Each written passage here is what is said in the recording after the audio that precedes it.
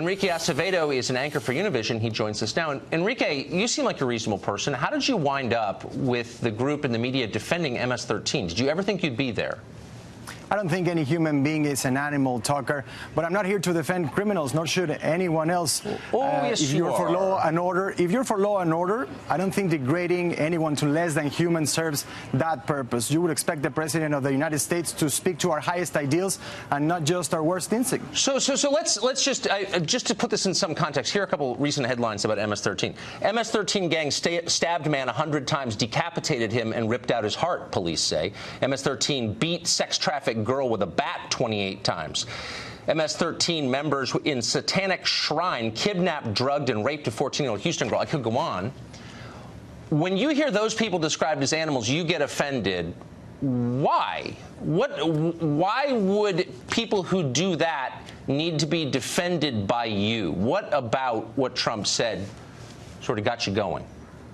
I think we cannot pretend to look at this in a larger context. We cannot pretend that this is not part of a larger trend that started way before Donald Trump became president, a trend of criminalizing and dehumanizing all immigrants, not just the bad hombres. The question was about gang members who are operating inside the U.S. President Trump answered by calling those coming across the border animals. No, I mean, look, I'm not here to defend all of Trump's views, but in this very specific case, he was asked about MS-13. He's been talking about this for more than a year, and he said they're animals. Now, you may not like the term. Maybe it's imprecise or whatever, but I find it so interesting that you rush to the defense of MS-13. Is there no one else you can defend? There are not other worthy people being attacked? You need to defend a street gang that worships Satan and beheads people? Like, do you wake up in the morning and ask yourself, like, how did I get here? I'm a decent person. Why am I defending MS-13? I'm not sure what you mean when you say that I defended MS-13. I actually defending them. I started this interview by saying I'm not here to defend any criminals, especially and then you went on to defend them to say that they were dehumanized. No, I'm just saying that no human being is an animal. That's what I'm saying. Okay, so dehumanizing someone doesn't serve the purpose of law and order. It serves the purpose of chaos and lawlessness. Okay. We're all animals, okay, just as a biological question. Maybe that the term is imprecise. Maybe you don't like it. But you're rushing to the defense, and it's not just you. It's John Harwood at the New York Times. It's the entire media establishment, and the Democratic Party is unable to admit that there are immigrants who shouldn't be here. They're horrible. They kill people, especially the poor and the vulnerable, and MS-13 is the embodiment of that. And I think we agree on that point. There are a lot of bad apples inside the immigrant community. That's why President Trump and Jeff Sessions should work with the Hispanic community to try to root those bad apples out of their neighborhoods. Wait, and not just threaten to withhold federal funding from sanctuary cities so they won't report crimes and they'll be afraid of going to the police. The Hispanic community doesn't have a monopoly on the concerns of all Americans of all colors and backgrounds, ethnicities, about crime. It has nothing to do with Hispanic or black or white. It's Americans don't want animals like this in the country. And again, I just ask you, why did it bother you when he said that?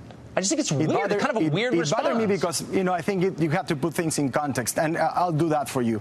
Okay. The context here has to do with a larger trend, with President Trump calling Mexican immigrants rapists and then calling some white nationalists very fine people. The context here has to do with President Trump pardoning Arpaio and canceling DACA. The context here has to do with a constant conflating of immigration and criminality. When have you heard someone in the Trump administration say something positive about immigrants? Well, I don't know. I mean, the fact that many of them are immigrants, first-generation immigrants, or they have benefited from... Okay, first of all, they have whatever. They're not required by the Constitution to compliment immigrants. Sorry.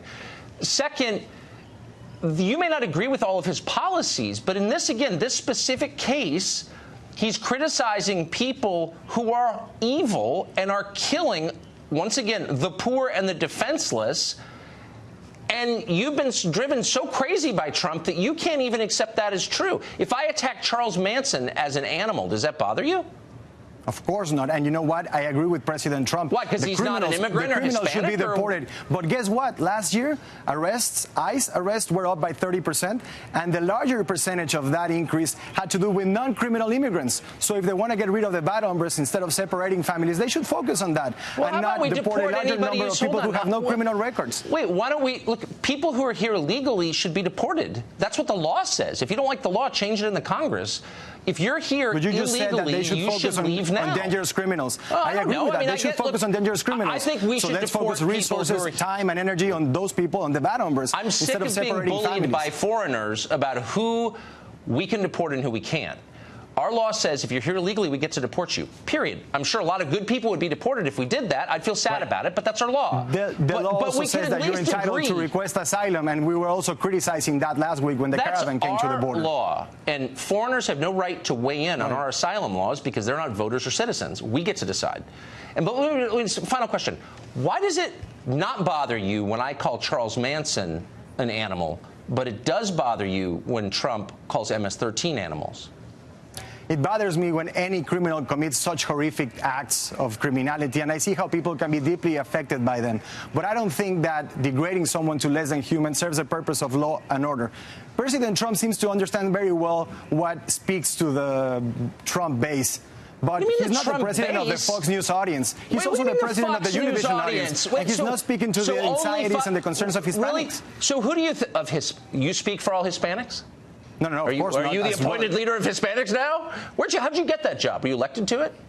No, I'm not speaking for all Hispanics. I'm saying the president should speak to all Hispanics. Very quick, let me ask you. Who do you think the victims of MS-13 violence are overwhelmingly? Are they Fox News? Well, you know, who the overwhelming majority are Central American refugees who are fleeing that violence and trying to come into this country, but you're calling them people who are trying to take advantage of our legal system. The vast majority of the MS-13 and Nara Salvatrucha victims are the people in Honduras and El Salvador who are coming here. By the way, let me just say, last thing, I got to go. Please convince the Democrats to run in defense of MS-13. I think it's a fantastic campaign plank. I think it would be a major mistake to defend any criminal. But you do anyway. Thank you. Great to see you tonight. I appreciate it. Thank you, Tucker. Well, even when the media admitted that President Trump was, in fact, talking about MS-13, they couldn't stop themselves from defending MS-13.